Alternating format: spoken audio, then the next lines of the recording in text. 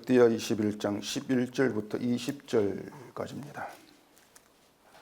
여호람이 또 유다 여러 산에 산당을 세워 예루살렘 주민으로 음행하게 하고 또 유다를 미혹하게 하였으므로 선지자 엘리야가 여호람에게 글을 보내어 이르되 왕의 조상 다윗의 하나님 여호와께서 이같이 말씀하시기를 내가 내 아비 여호사밧의 길과 유다 왕 아사의 길로 행하지 아니하고 오직 이스라엘 왕들의 길로 행하여 유다와 예루살렘 주민들이 음행하게 하기를 아합의 집이 음행하듯 하며 또 내 아비 집에서 너보다 착한 아우들을 주겠으니 여호와가 내 백성과 내 자녀들과 내 아내들과 내 모든 재물을 큰 재앙으로 치시리라. 또 너는 창자에 중병이 들고 그 병이 날로 중하여 창자가 빠져나오리라 하셨다 하였더라. 여호와께서 블레셋 사람들과 구스에서 가까운 아라비아 사람들의 마음을 격동시키사 여호람을 치게 하셨으므로 그들이 올라와서 유다를 침략하여 왕궁의 모든 재물과 그의 아들들과 아내들을 탈취하였으므로 막내 아들 여호아하스 외에는 한 아들도 남지 아니하였더라. 이 모든 일 후에 여호와께서 여호람을 치사 능히 고치지 못할 병이 그 창자에 들게 하셨으므로 여러 날 후 2년 만에 그의 창자가 그 병으로 말미암아 빠져나오매 그가 그 심한 병으로 죽으니 백성이 그들의 조상들에게 분향하던 것 같이 그에게 분향하지 아니하였으며 여호람이 32세에 즉위하고 예루살렘에서 8년 동안 다스리다가 아끼는 자 없이 세상을 떠났으며 무리가 그를 다윗성에 장사하였으나 열왕의 묘실에는 두지 아니하였더라. 아멘. 기도하겠습니다. 하나님께서 주신 말씀으로 교훈을 받되 그 교훈을 무시하고 살아가는 것이 우리라는 것을 오늘 이 시간 알게 되기를 원합니다. 우리가 어떠한 존재이며 또 그런 우리 베푸신 하나님의 큰 사랑 은혜가 어떠한 것인 걸 알게 하셔서 우리가 높이고 자랑할 것이 나에게 있지 아니하고 오직 하나님께 있다는 그 사실 하나를 알고 돌아가게 주시옵소서. 예수님 이름으로 기도합니다. 아멘. 오늘 본문은 이제 보시면 알겠지만은 그 선지자 엘리야가 여호람 왕에게 글을 보내어서 하나님의 일을 예언하는 이제 그런 내용입니다. 한마디로 말하면 재앙에 대한 예언이죠. 14절 보십시다. 여호와가 내 백성과 내 자녀들과 내 아내들과 내 모든 재물을 큰 재앙으로 치시리라. 또 너는 창자에 중병이 들고 그 병이 날로 중하여 창자가 빠져나오리라 하셨더라. 이 정도면 그 아주 무거운 재앙이다 이렇게 얘기할 수 있을 것인데 하나님이 이렇게 무거운 재앙으로 치신다고 하는 것은 그만큼 죄가 크다 그런 뜻이 되지 않겠습니까? 하나님께서 말씀한 여호람의 죄는 그 선지자 엘리야가 보낸 글에 나와 있습니다. 그 13절에 보시면 여호람이 이스라엘 왕들의 길로 행하여 유다와 예루살렘 주민들로 하여금 아합의 집이 음행한 것 같이 음행하게 한 것 이것하고 또 너보다 착한 아우들을 죽인 일 이걸 여호람의 죄 이렇게 얘기를 하고 있거든요. 이렇게 여호람이 행한 그 악에 대해서는 이제 앞에 본문에서 말씀을 드렸었는데 일단 여호람이 행한 악에 대해서 하나님이 재앙으로 치신다고 하는 것은 여호람에게 신앙이 없었다 이런 뜻으로 해석할 수가 있을 겁니다. 10절에서도 여호람이 조상들의 하나님 여호와를 버렸다 이렇게 이제 말하고 있으니까 여호와를 버린 여호람에게 신앙이 있다고 말할 수가 없겠죠. 그래서 신앙이 없다 이렇게 일단은 이제 볼 수 있는 것이죠. 그러면 여러분이 이제 생각해 볼 문제가 뭔가 하면은 그 신앙과 불신앙이 어떻게 다르냐고 하는 것입니다. 그러니까 신앙이 있는 것과 신앙이 없는 것 여기에 어떤 차이가 있느냐 이제 그런 이야기인데 여호람의 죄를 두고 생각을 해본다면 여호람처럼 하는 건 신앙이 없는 불신앙이겠죠. 반대로 여호람처럼 하지 않는 것이 신앙이 있는 것이다. 또 이러한 말이 될 수 있단 말입니다. 이게 신앙과 불신앙에 대한 일반적인 생각이라고 할 수 있을 겁니다. 그러면 여호람처럼 하지 않으려면은 이스라엘 왕들의 길로 행하지 않아야 합니다. 그래서 아합의 집처럼 음행하지 않는 것, 이게 여호람처럼 행하지 않는 것이 되겠죠. 그리고 이제 착한 아우를 죽이는 일도 없어야 되겠고요. 이제 그것이면 여호람처럼 하지 않는 것이다, 이렇게 얘기할 수 있을 것인데, 자, 그럼 다시 제가 또 한번 물어보겠습니다. 자, 여기까지 여러분께서 이제 들으시고 나서 내가 여호람이구나, 이런 생각이 드는 분이 계시냐고 하는 겁니다. 내가 여호람이구나. 아마 그렇지 않을 거예요. 나와 여호람을 일치시키는 그런 분은 아마 없을 겁니다. 자, 그렇게 되면은 여호람에게 예언한 하나님의 그 재앙에 대해서도 우리는 무덤덤하게 될 수 있겠죠. 나는 여호람이 아니니까 여호람의 재앙과 나는 상관이 없어, 그렇게 생각되지 않겠습니까? 여호람과 같은 죄가 없고 또 신앙이 있어서도 별 문제 없이 평온하게 살아가는 현재의 내 그 현실, 이걸 생각하면은 여호람이 당한 그 재앙과 나는 분명히 거리가 멀게 느껴지는 것은 당연하단 말입니다. 여호람처럼 하지 않으면 된다, 이제 그런 생각이 있기 때문에 결국 재앙에 대해서도 자유로울 수밖에 없는 거예요. 난 여호람처럼 하지 않고 생각하니까. 근데 문제가 뭔가 하면은 우리가 하나님을 믿고 이 세상을 살아가는 그 일에서 과연 정말 진심으로 여호람처럼 하지 않고 살고 있느냐고 하는 겁니다. 이걸 우리가 생각해 봐야 되겠죠. 제가 앞에서 신앙이 있는 것과 없는 것, 신앙과 불신앙의 차이가 무엇인가, 이렇게 제가 물었는데, 일단 신앙이 무엇인가에 대해서 성경 그대로 제가 말씀을 드리자면은 신앙은 하나님 선물로 주어진 거죠. 성경 그대로입니다. 신앙은 하나님의 선물로 주어진 것입니다. 제가 항상 말씀드린 것처럼 본래 인간에게는 신앙이 없어요. 신앙이 있었다면 하나님이 주신다는 거 필요 없는 것이죠. 본래 없는 신앙을 하나님께서 주셨단 말입니다.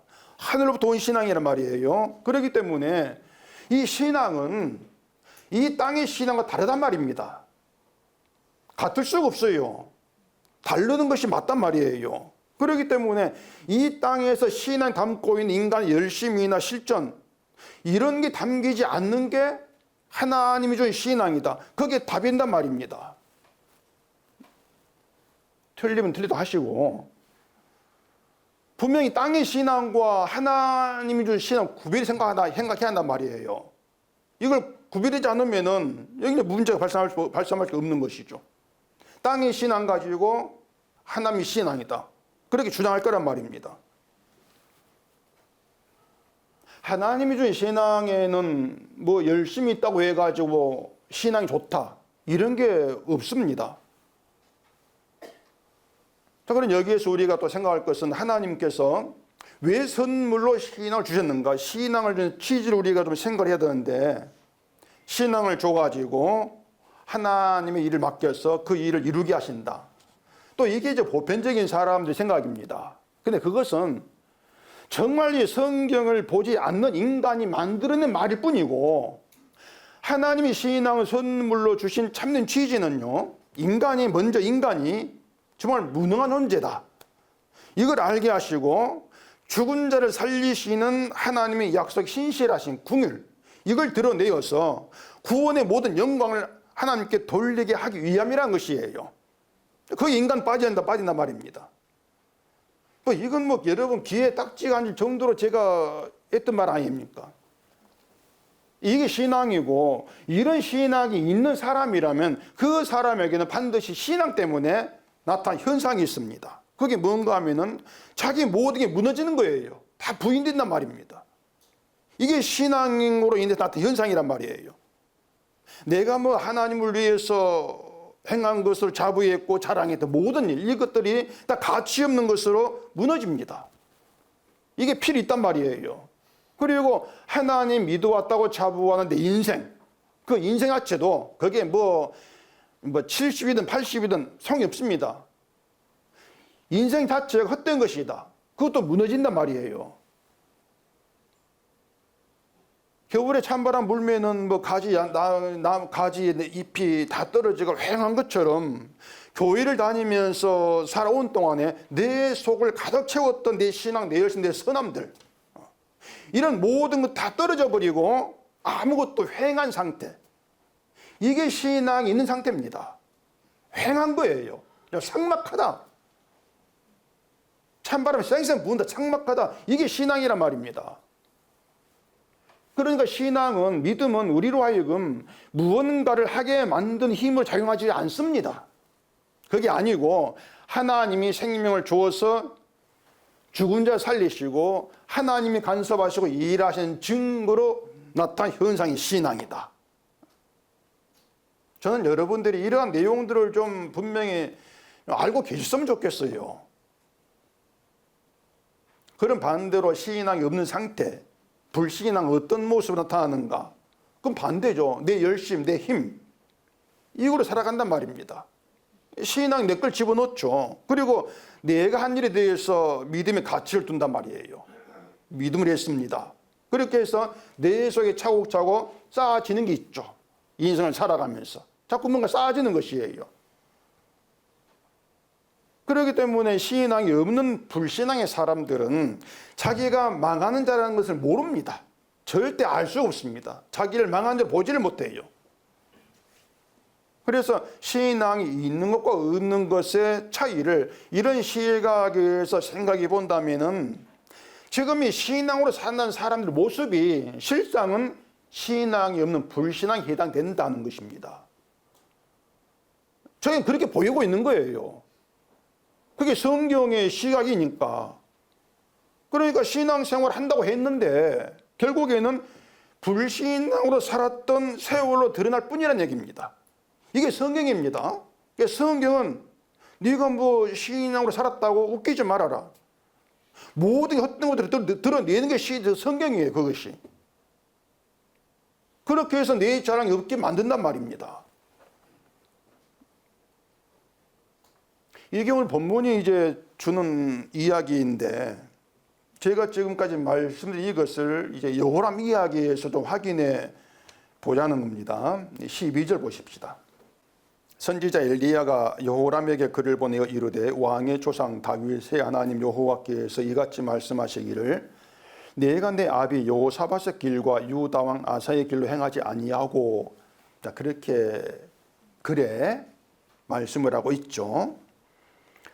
자, 여호람이 이스라엘 왕들의 길로 행한 것이 신앙이 없는 불신앙이라면 그 12절에서 내 아비 여호사밧의 길과 유다 왕 아사의 길로 행하지 아니하고 이렇게 말하고 있는 것은 그 여호사밧의 길과 아사의 길로 행하는 것이 곧 신앙이 있는 것이다. 이런 뜻이 되겠죠.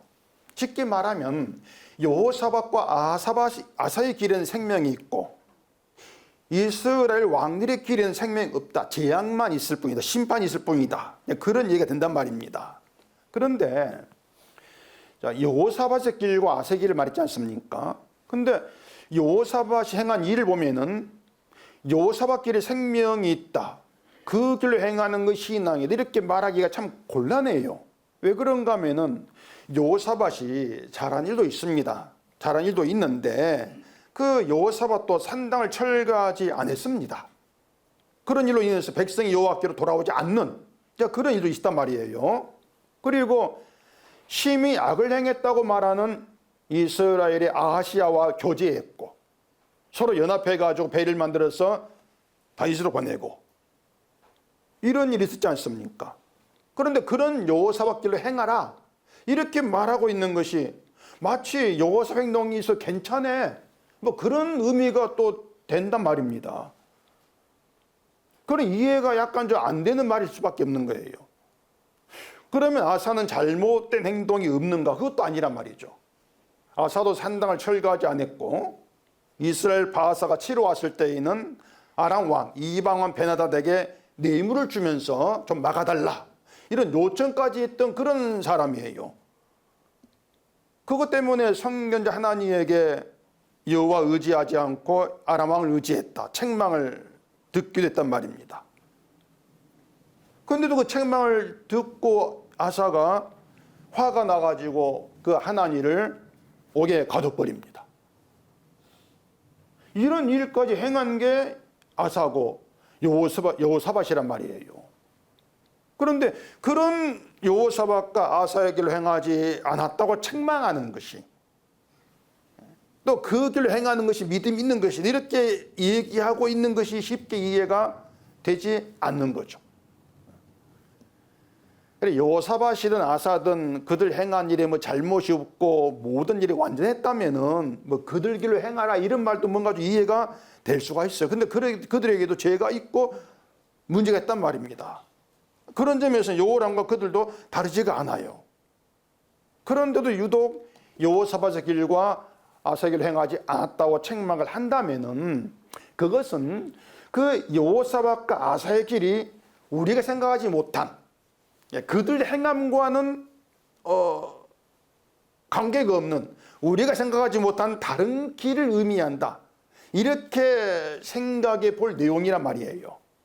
그래서 여호사밧 길과 아사의 길이 뭔가 또 보십시다. 역대하 14장입니다. 역대하 14장 2절입니다. 아사가 그의 하나님 여호와 보시기에 선과 정의를 행하여 이방 제단과 산당을 없애고 주상을 깨뜨리며 아세라상을 찍고 유다 사람에게 명하여 그 조상들의 하나님 여호와를 찾게 하며 그의 율법과 명령을 행하게 하고 또 유다 모든 성읍에서 산당과 태양상을 없애매 나라가 그 앞에서 평안함을 누리니라. 이런 말입니다. 아사가 왕이 되고 처음에 한 일이 우상을 이제 때려 부순 것인데, 그 아사가 우상을 부순 그 이야기를 마치 우리가 그 부처를 싫어하는 그런 것과는 다른 차원에서 생각을 해야 됩니다. 이 형상이 난 싫어, 때려 부시자, 이런 의미가 아니란 얘기예요.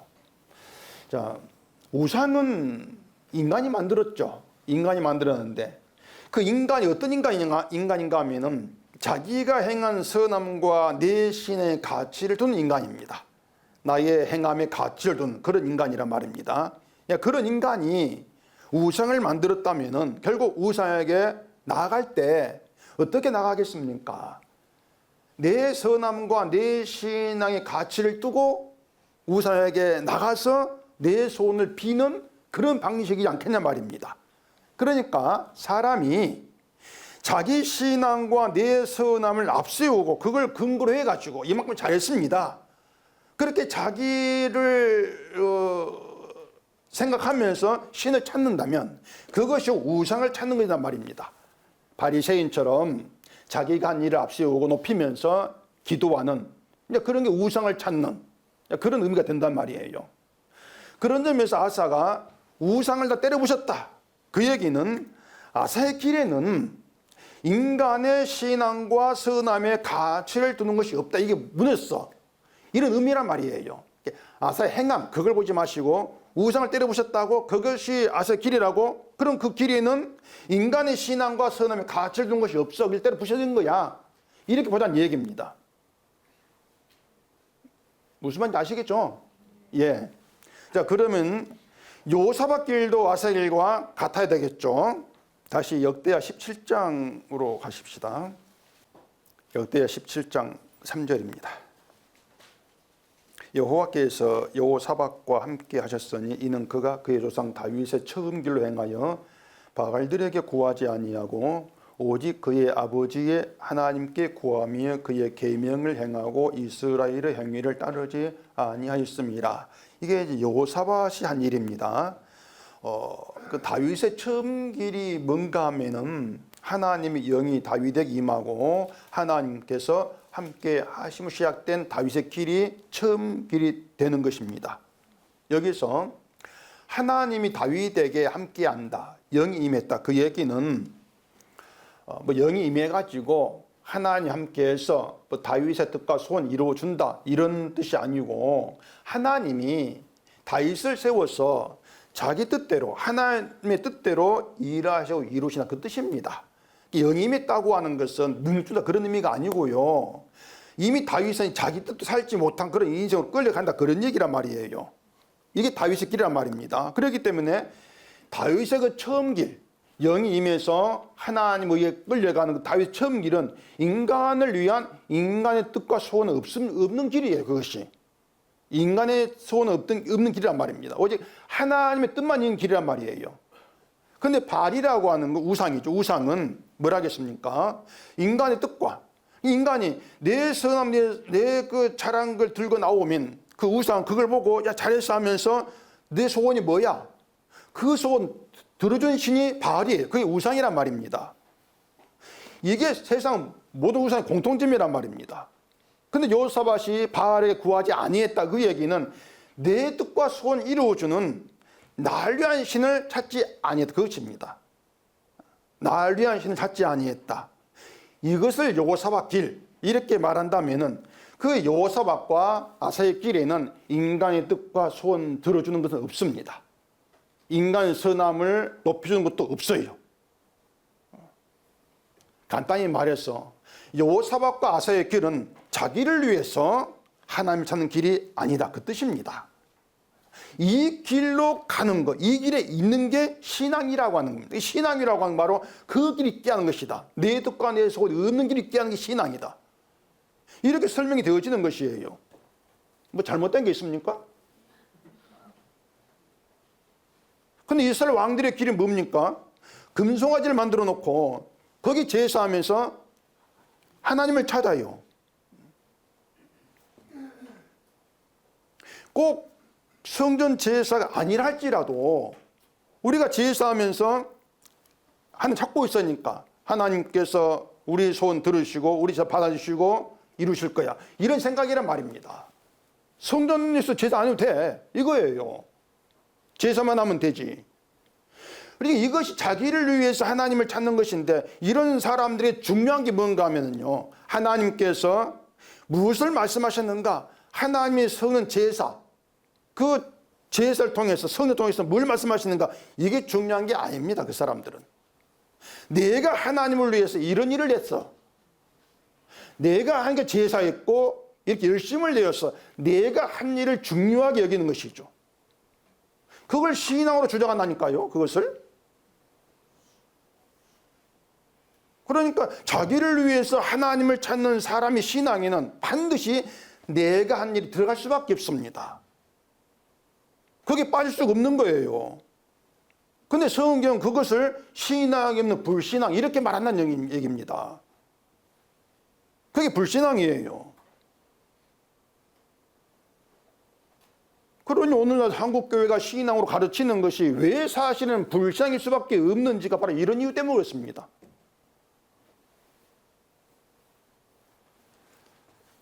11절 봐보십시다. 요람이 또 유다 여러 산에 산당을 세워 예루살렘 주민으로 음행하게 하고 또 유다를 미혹하게 하였으므로 제가 전에 그 산당 신앙과 성전 신앙에 대해서 말씀드린 적이 있는데 뭐 그걸 지금도 기억한다는 기적이고 다시 말씀드릴게요. 복잡한 건 빼고 간단하게 설명하겠습니다. 성전에서 가장 중요하고 중심적인 것 뭡니까? 성전의 가장 중심적인 것 가장 중요한 거 뭐예요? 그 언약궤입니다. 이제 하죠. 언약궤. 근데 산당에는 이 언약궤가 없어요. 거의 다르죠. 언약궤가 없이 제사하면서 그걸 가지고 우리가 하나님께 제사했다. 이렇게 주장한단 말입니다. 자, 그러면 언약궤가 없이 제사하는 것에 어떤 문제가 있느냐? 성전 제사에는 제물이 흘린 피가 있습니다. 그런데 산당 제사에서도 제물을 잡았을 거니까 피가 있겠죠. 이게 피가 있다는 점은 같아요. 근데 그 피가 어디로 가느냐 이게 문제란 말입니다. 이게 중요하단 말이에요. 피가 어디로 가는가. 산당에서야 뭐 피를 뭐 어디 바퀴 주비지고 재단 주변에 뿌리든가 이거 끝나겠죠. 근데 성전에서 피는 재단 주변에 뿌리겠지만은 가장 중요한 것은 딱 1년에 한 번 속죄일에 대제사장의 그릇에 피를 담아가지고 언약궤가 지성소에 들어간단 말입니다. 이게 언약궤와 피와의 만남이에요. 언약궤가 피와 만나는 것이죠. 그 피는 인간의 죽음, 그 심판을 얘기한다 그랬습니다. 죄로 인해 죽은 자가 되었고 저주를 받아서 영원한 멸망에 들어가는 것이 죽은 자가 된 인간의 우리 운명인데, 언약궤를 만남으로 해서 하나님의 언약에 의해서 죄가 용서되는 것, 이걸 믿는 것이 언약궤가 있는 서는 신앙이란 말입니다. 이게 제사란 말이에요. 그런데 언약궤가 없이 제사만 있는 산당 신앙은 뭘 믿는 것인가 하면은 우리가 제사했다, 내 행위를 믿는단 말입니다. 언약 필요 없는 거예요. 뭐 언약 용서? 이건 우리 필요 없어. 내 제사했는데 뭐. 자기가 한 일을 믿는단 말입니다. 근데 하나님 바로 그걸 악하다 이렇게 말씀하신 것이고, 그걸 가지고 주민으로 음행하게 했고 미워하게 했다, 이렇게 말씀했단 말입니다. 그래서 섞는 신앙은, 언약궤가 아닌 섞는 신앙은 절대로 우리가 가치 있고 선한 일을 얼마나 했느냐 이걸 절대 묻지를 않습니다. 이걸 묻는 건 사실 가짜예요. 신앙에는 그런 물음이 없어요. 그걸 따지질 않습니다. 지금의 교회가 중요한 것으로 말하면서 신앙이 좋고 나쁨을 저울질한 기준 삼고 있는 그 행함, 그 행함이라는 게 섞는 신은 없어요. 인간 행함이라는 게.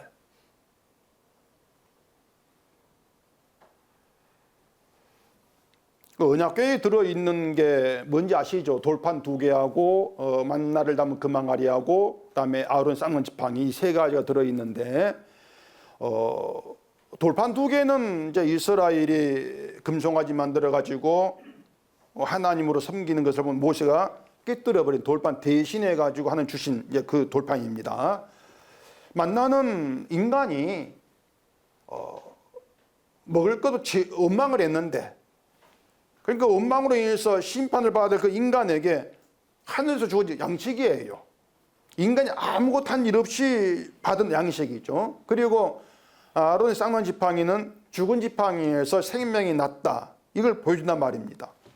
그 3가지가 의미하는 게 뭐냐면, 인간은 할 수 없다는 겁니다. 율법 못 지키고 율법 잃을 수가 없고, 인간이 어떤 노력을 해도 그 노력이 하늘의 양식이 되지를 못해, 생명이 못 돼, 그 얘기고, 또 죽은 인간, 넌 뭘 해도 생명을 얻을 수가 없어, 그 상징하는 얘기입니다. 그렇게 죄로 인해 무능하고 결국 심판에 들어갈 수밖에 없는 인간의 운명인데, 그것이, 그게 운명이, 그게 담긴 게 언약궤란 말이에요. 그 언약궤 뚜껑 속죄소에 피가 뿌려집니다. 우리 죄를 대신해서 죽임을 당한 죄 없는 제물의 피가 하나님의 희생을 보여준다, 이렇게 생각해 보세요. 그러면 그 언약궤가 증거하는 것은 하나님이 자기 희생으로 율법을 이루시고, 그 희생이 우리에게 생명의 양식이 되고, 또 희생으로 우리를, 죽은 우리를 살린다, 그게 언약궤의 증거란 말입니다. 그게, 이게 십자가로 완성된 언약이고, 신앙은 그 언약으로 인해서 용서받고 구원받아 믿지 않는 겁니다. 그게 신앙이란 말입니다.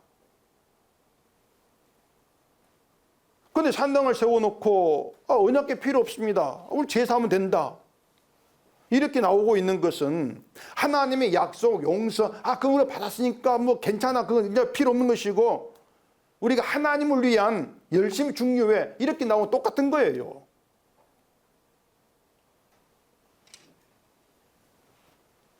이게 한국교회 가르치고 있는 신앙의 내용이고 실체죠. 근데 그런 걸 성경의 시각에서 생각해 보면은 그런 신앙은 산당 신앙일 뿐이고, 결국 교인으로 하여금 음행하게 하는 미혹의 결과를 낳는 것일 뿐이다, 이게 본문에 그래 말해주는 내용이란 말입니다. 결국은 이방인들이 신을 찾는 우상 종교예요. 우리가 지금 본문에서 이런 이야기를 듣고 있는데, 생각해 보면은 정말 심각하고 중대한 내용입니다. 신앙이라고 생각해 있는데, 그렇게 알았는데 하나님 보시기에는 악이 된 불신앙이다. 악을 행하는 것이다. 이게 자기가 가는 길이라는 것을 알지를 못하고 계속 그 길로 간다면 만나는 것은 그 끝은 재앙밖에 없지 않겠습니까? 주어지는 것은. 그렇게 보면은 이 본문의 선지자의 글은 요람 이야기를 통해서 우리에게 준 경고라고 할 수가 있는데, 진짜 우리의 문제는 그 경고를 받느냐, 아니면 마치 그 농담 정도로 치부하고 무시해버리느냐, 이건데 아마 후자가 더 셀 거예요. 경고로 받지를 않습니다. 우리는 그만큼 말씀을 무시하고 살아갑니다. 요람과 똑같이.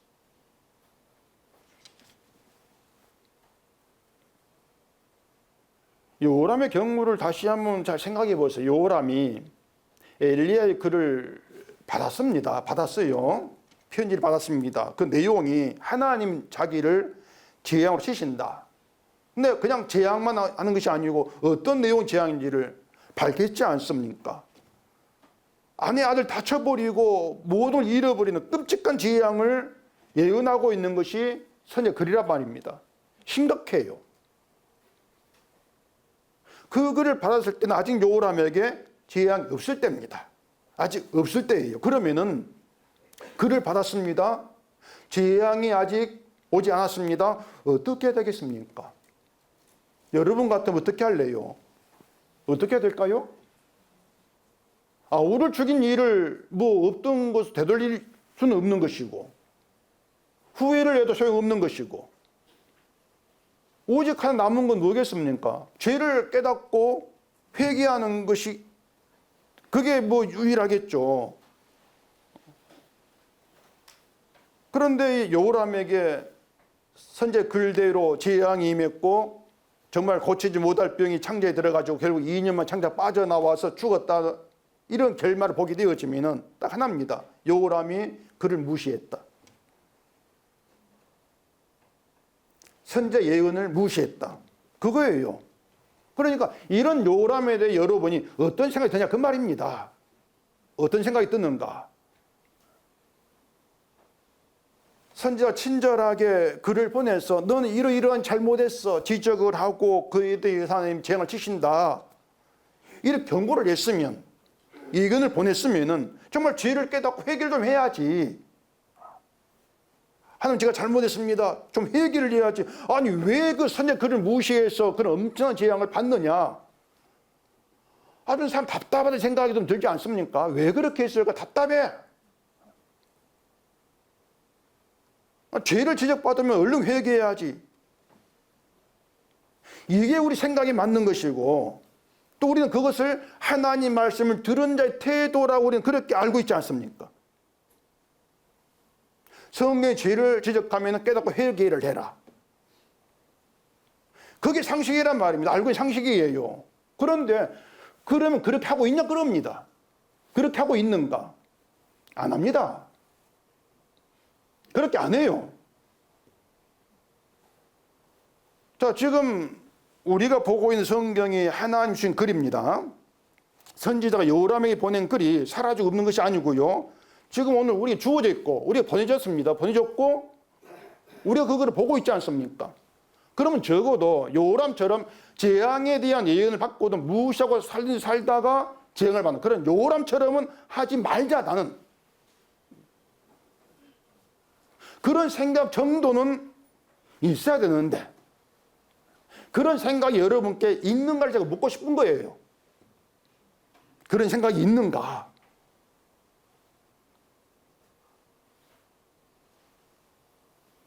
여러분의 문제가 뭐라고 생각하십니까? 여러분의 문제.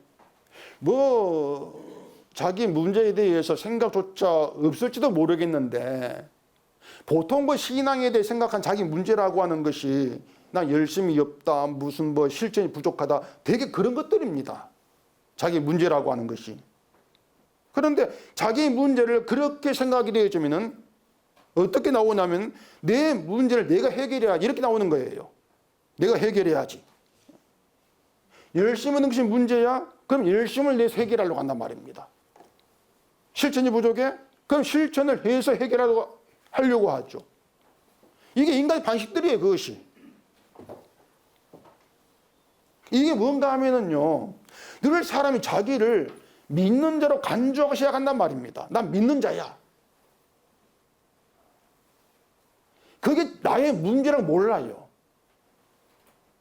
내가 예수를 믿는다라고 하지만 그것은 내 생각일 뿐이지 하나님 보시기에 믿는 것이 아니고 악을 행하는 그럴 수가 있다는 그런 생각을 하지를 않습니다.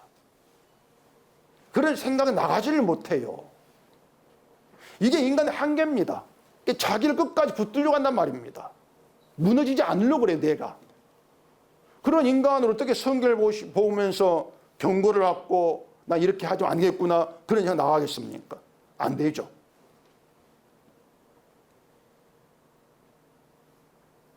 데살로니가전서 5장을 찾아보십시다. 데살로니가전서 5장 19절입니다. 성령을 소멸하지 말며 예언을 멸시하지 말고 범사에 헤아려 좋은 것을 취하고 악은 어떤 모양이라도 버리라. 자, 여기 그 예언을 멸시하지 말고라는 말이 있는데 이 사람들이 이 말, 그 사도의 말이 무슨 뜻인지도 모르고 나는 하나님의 예언을 멸시하지 않고 있다, 성령을 소멸하지 않는다, 뭐 이렇게 또 자기를 그렇게 생각한단 말입니다. 내가 하나님을 수십 믿어온 사람이고 내가 설교한 목사고 또 장로고 그런데 그런 내가 하나님의 예언을 멸시할 수가 있는가? 그렇게 생각하기 쉽죠. 근데 그런 것이 자기가 자기를 믿는 자기 주장일 뿐이란 얘기입니다. 자, 하나님의 예언은 변하지가 않습니다.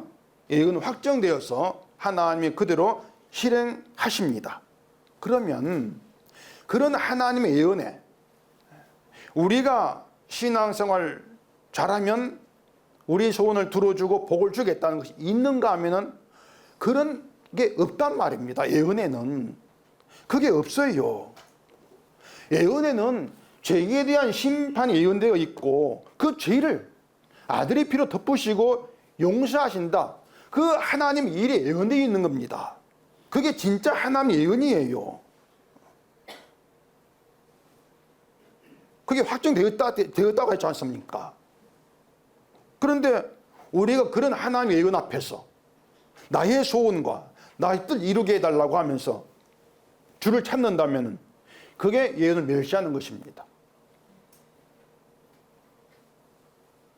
하나님이 예언하시 이루신 그 죄로 자기 피로 죄를 덮으시고 구원하신 그 하나님의 엄청난 사랑의 일, 긍휼의 일, 그 일 앞에서 내 소원 내놓는다. 그 소원이라 해봐 이 땅의 것 아닙니까?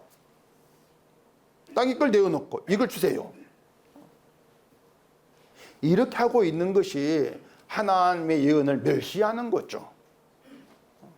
그리고 하나님 이루신 그 좋은 것, 그 좋은 것을 버리는 겁니다. 그리고 땅의 것, 내가 원한 좋은 것을 취하려고 하는 그런 엉터리의 모습이라고 하는 것이에요. 그런데 사람에게 자기 뜻, 자기 소원이라는 게 없겠습니까? 다 있지 않습니까? 우리가 다 나의 뜻과 내 소원 가지고 살아간단 말입니다. 뭐 여기 은석교회 와가지고 뭐 늘 듣는 말이 자기 소원 말하는 건 기도가 아니고 신앙인데 이런 말 하도 들어가지고 들으지 않고 없는 척 막 그렇게 감추고 있을 뿐이지 없을 수가 없어. 내 소원이라는 게 있단 말입니다. 그렇다면 우리가 예언을 멸시하고 늘 나에게 좋은 걸 취하는 그런 자란 말입니다. 이런 게 성경이 그리 보여주는 우리의 진짜 모습이라면 적어도 이런 말씀 앞에 난 아닙니다. 난 아니다. 난 다르다. 이런 생각으로 살아온 것이 죄였다는 것 좀 알자 그 말이에요. 그게 죄였구나. 그걸 알자는 얘기입니다. 그렇게 알았을 때에 나에게는 결국 이제는 하나님의 언약에 담긴 용서밖에 없구나, 이런 심정으로 십자가 은혜를 바라보는, 이것이 예언을 멸시하던 신앙입니다. 그 신앙은 하나님이 준 선물의 신앙으로 되어지는 것이죠. 그게 또 성령을 소멸하지 않는 것이고요.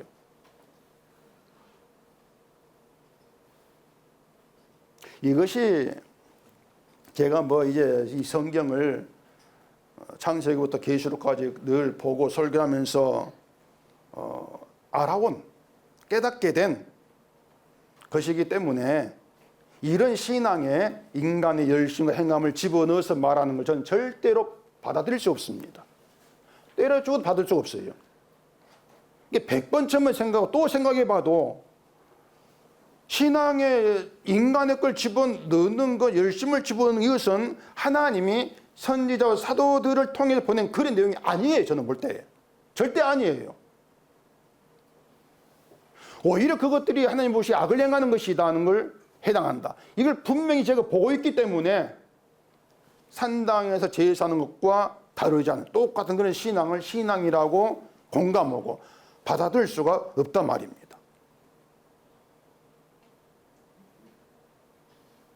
도대체 이 신앙이 인간의 일, 인간 역할을 집어넣어 가지고 뭘 하겠다는지 모르겠습니다. 뭘 하겠다는 것인지. 교회가 말하는 것이야 기껏 해봐야 복음 전파, 예배, 제자 훈련, 섬긴 사랑, 이런 것들인데 그 모든 것들은 결국 교인들 관심을 끌어당기고 일하게 해가지고 교회를 유지하는 것입니다. 이게 목적이에요. 또 나아가 교회를 확장하고 교회를 키워가지고 자기 체면을 유지하고, 그렇게 말할 수밖에 없어요. 아닌 말로 그런 것들이 하나님이 준 사명이고 하나 일을 해보십시다. 그러면 저 시골 산골에 오늘 내일한 노인 몇 명 나오는 그런 교회, 그런 교회는 하나님이 준 사명을 지킬 수 있겠습니까? 복음 전파나 뭐든지 할 수 있겠습니까? 하는 게 없어. 겨우 예배 드리는 거, 이게 전부라고 할 수가 있는데, 그러면 하나님이 시골에 그런 교회는 어떻게 보신다고 해야 되겠어요? 어떻게 보겠습니까? 너희 시골이고 노인만 있으니까 정착하겠다. 그런 거 없지 않습니까? 하나님의 일, 신앙은 도시 시골을 구분하지 않습니다. 그리고 구분하면 그게 무슨 신앙이에요? 교훈수 상관없고요. 일할 힘이면 청년이 있고 없고 상관이 없습니다. 예수님이 두세 사람이 내 이름 모인 곳에 나도 그들 중에 있다, 이렇게 말씀했는데 거기 두세 사람이 청년 두세 사람, 이게 아니잖아요. 부자 두세 사람, 이게 아니지 않습니까? 그런 말이 없습니다. 인간이 가진 조건 관계없이 그냥 두세 사람이에요. 두세 사람이 내 이름 모인 곳에 내가 함께 하겠다. 이게 교회란 말입니다. 주의 이름 모인다고 하는 것은 인간이 한 일이 아니고 예수님께서 십자가 이루신 그 주의 이름에 관심 두고 모인다, 그 뜻입니다. 그건 다 할 수 있지 않겠습니까? 신앙이 있다면. 오늘 죽은 노인도 하나님 신을 주시면 그런 믿음 가운데 주를 바라볼 수 있는 거예요. 그러니 교회 크다고 해가지고 시골 교회 무시하고, 그건 일찍 지옥 가야 됩니다.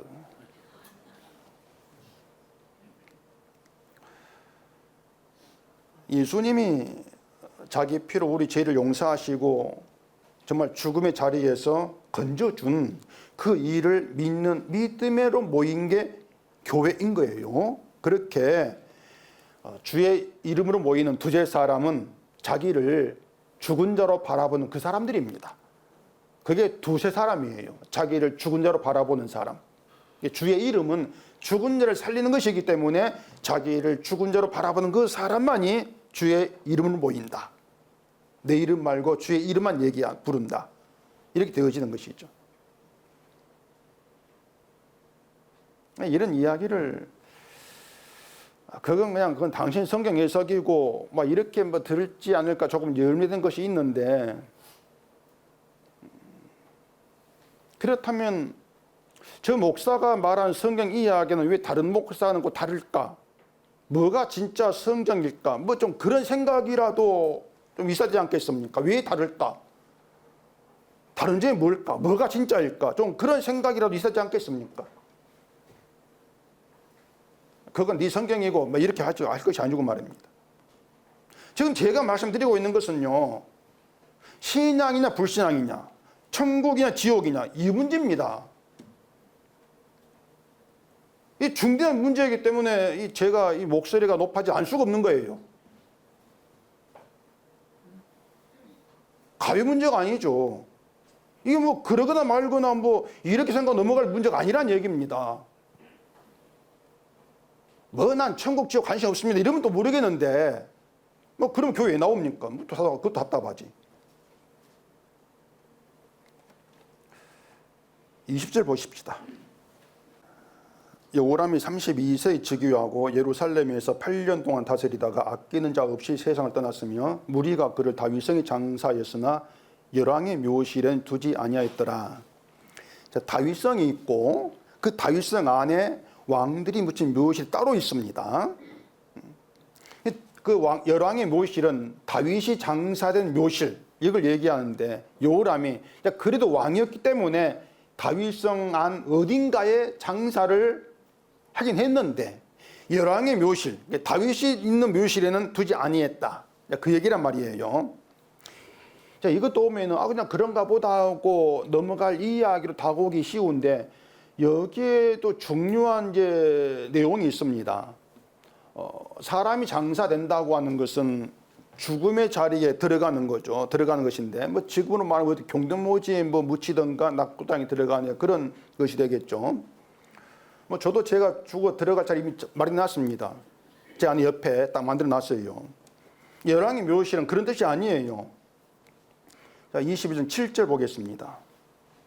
여호와께서 다윗의 집을 멸하기를 즐겨하지 아니하셨으면 이전에 다윗과 더불어 언약을 세우시고 또 다윗과 그의 자손에게 항상 등불을 주겠다고 말씀하셨음이더라. 여기 다윗 등불은 그냥 쉽게 하나님의 언약까지 용서로 생각하면 됩니다. 용서다.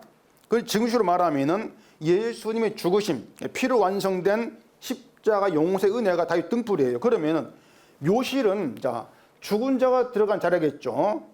모든 인간 죄로 인해 죽고, 그래 묘실은 죄로 인한 죽음의 자리를 뜻한단 말입니다. 그 묘실에 다윗이 장사되었다는 것, 언약이 있는 다윗 장사되었다고 하는 것은 다윗을 멸하기를 즐겨하지 아니하시는 하나님의 궁열, 용서가 적용하고 있는 묘실, 그 뜻입니다. 하나님의 언약, 용서가 적용하는 묘실이다. 근데 여호람을 그 묘실에 두지 아니했다는 것은 하나님의 용서가 없는 죽음, 그 뜻이에요. 그럼 그건 심판이지 않습니까? 그 지옥이란 말입니다. 자, 또 야고보서 2장을 보십시다. 야고보서 2장 10절입니다. 누구든지 온 율법을 지키다가 그 하나를 범하면 모두 범한 자가 되나니 간음하지 말라 하신 이가 또한 살인하지 말라 하셨은즉 네가 비록 간음하지 아니하여도 살인하면 율법을 범한 자가 되느니라. 너희는 자유율법대로 심판받을 자처럼 말도 하고 행하기도 하라. 긍휼을 행하지 아니한 자에게는 긍휼은 심판이 있으리라. 긍휼은 심판 이기고 자랑하느니라. 자, 긍휼 없는 심판, 이것이 열왕의 묘실, 용서의 언약이 없는 묘실에 장사되지 못한 요람의 처지와 같다, 이렇게 보신단 말입니다. 이 심판에 해당한 자가 누구냐? 긍휼을 행하지 않은 자, 이렇게 분명히 말하지 않습니까? 긍휼을 행하지 않은 자는 긍휼 없는 심판이 있다. 긍휼은 불쌍히 여기는 거예요.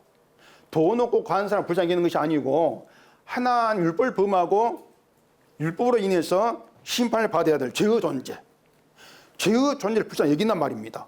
그럼 그가 누구냐? 자, 모든 인간 율법을 범한답니다. 지킬 수 없어요. 그런 점에서 우리 자신이 죄로 인해 죽을 자, 불쌍히 여긴 자죠. 그 말은 여러분이 내가 나를 불쌍히 여기라, 그 말입니다. 내가 나를. 그래서 우리가 서로 같은 입장에 있어요.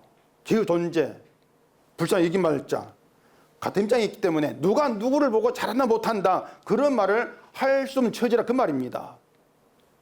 근데 지금의 교회 듣기 힘든 뭔가 하면은 여러분은 모두가 다 심판을 받아야 할 불쌍한 사람들입니다, 이 말을 못 들어요. 그 말 안 한단 말입니다. 재산 다 팔아가지고 헌금이 불쌍한 사람이고 평생 죄를 지켜와도 불쌍한 사이다. 이런 말을 못 듣습니다. 그것이 긍휼을 행하지 않는 거예요. 그것이. 결국 목사와 교인들을 긍휼 없는 심판의 길을 가게 하는 현실이란 말이에요. 교회는 하나님의 일을 하는 것이 아닙니다. 하나님의 일은 하나님이 열심히 하고 계십니다. 그 일이 뭔가 하면 우리에게 선제 글을 보내서 사도의 글을 보내서 우리가 그럴따위 자랑이 될 만하게 만들고 싶어하는 나의 자랑, 나의 교회 무너뜨린 것입니다. 내 신앙과 열심히 밖에 있는 교회를 무너뜨리고 나를 무너뜨리고 오직 예수의 피만 남겨가지고 그 주의 용서의 은혜를 감사하고 주의 이름 모이게 하는 것, 이게 하나님 일이란 말입니다. 사도행전 8장 20장 28절에 하나님이 자기 피로 사신 교회 이렇게 말하지 않습니까? 자기 피예요. 목사의 피, 장로의 피가 아니고 하나님이 자기 피로 사신 교회란 말입니다. 거기에 우리 열심과 어떤 뭘 집어넣지 마세요. 그거 간단하지 않습니까? 이런 교회에 드러내 자랑되는 건 십자가죠. 오늘 2026년 첫 주일인데 뭐 다들 새해 뭐 신년 이렇게 말합니다. 뭐 새해가 되면 해맞이라고 하면서 자기 소원을 빈다고 하는데 해맞이는 안 했지만 제가 제 소망을 주보에 그림이 다 많았습니다. 그게 뭡니까? 교회가 조각조각 무너지는 겁니다. 이게 제 소망입니다. 망하자. 여러분 안에 있는 그 교회, 여러분이 상상하고 되고 싶어하는 교회 다 좀 무너지자. 망해버리자. 교회를 가지고 예수 섬기겠다? 무너져버리자. 이게 소망입니다. 될지 모르겠는데 아마 안 될 거예요. 하도 우리가 너무 고집탱이가 돼가지고.